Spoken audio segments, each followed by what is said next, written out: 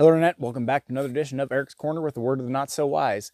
I'm on a bit of a doomsday prepper kick right now. I talked to my last episode about your bug out bag and all that good stuff. Now I'm going to talk a little bit more about if you actually have a bug out vehicle, which if you're listening and you have a bug out rig, you probably know at least as much as I do, or not more, or maybe a little bit less, but let's share ideas. So I had an air leak, took a piece of hose, cut it, wrapped it around, and hose clamped the piss out of it. Okay, air leak, whatever, it produces more. It's not that big of a deal, except the fact that the brakes on the Deuce and a Half run off of air. It's pneumatic over hydraulic.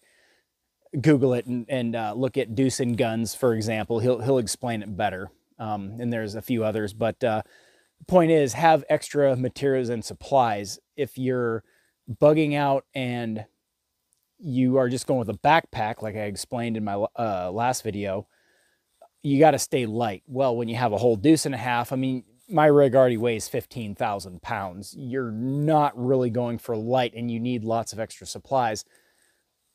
Go to Harbor Freight, get extra tools. They're janky and shitty, but they will get you in a pinch. I mean, extra chunks of rubber, just all kinds of little shit like this will really help you. And having worked on a boat, you see how what little pieces of plastic and all kinds of shit. I mean, I'm not saying hoard a bunch of bullshit, but you will see that a bunch of little things are very handy.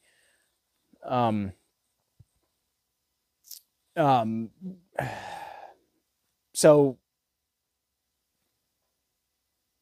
don't get too caught up trying to stay light. If you have a doomsday rig, you're going to have lots of room for it theoretically. Like, I want to build a camper in the back of my Deuce and a Half, and I'll show you that video later. And I showed you my bug out bag, just basic tools, just pliers, just something. You can make it work in a pinch.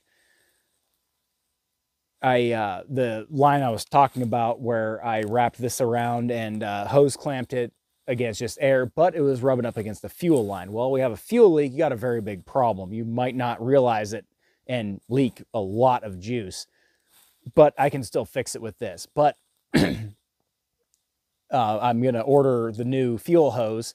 I can cut it. I can splice it. I'll just order a new fuel hose. It's probably not expensive.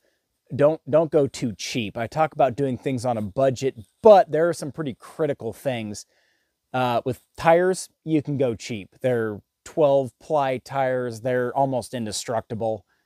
You can get away with it, and you have dualies. Again, put the good tires on the front. You can pop a dual, not that big of a deal. But don't go cheap with some things, and that's just up to you of where you want to weigh your necessity on things. A fuel line, definitely fix. An air line, not that critical. I mean, I could have fixed this with duct tape or electrical tape. So, I mean, I pretty much always keep, actually, electrical tape in my pocket just because it's my line of work, but you'll definitely need it in a bug out situation. So yeah, I want to do some good Deuce and a Half videos. I got the chains wrapped around. I'm going to do a really good video on that because it is really cool, all wrapped up. The tires on it are absolute garbage, but you throw chains on it, and I mean, if it won't go, then it's definitely not going to go when it's got the chains on it. So let me know what you think.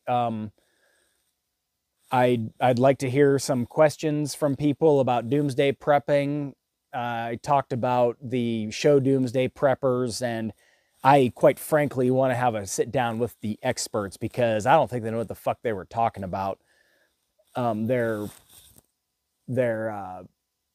advice was pretty vague, and I feel like they're completely wrong. But I grew up here in Alaska, so I kind of was, I was in the Boy Scouts, and Dad taught me, like, if you're out hunting, here's survival stuff because you could get in trouble. I got a buddy who I was friends with since kindergarten. I actually talked to him earlier today, and he got caught out overnight in cold weather. I mean, it's 5 degrees out right now, and there's like a 30-mile-an-hour wind. It's absolutely gross out right now.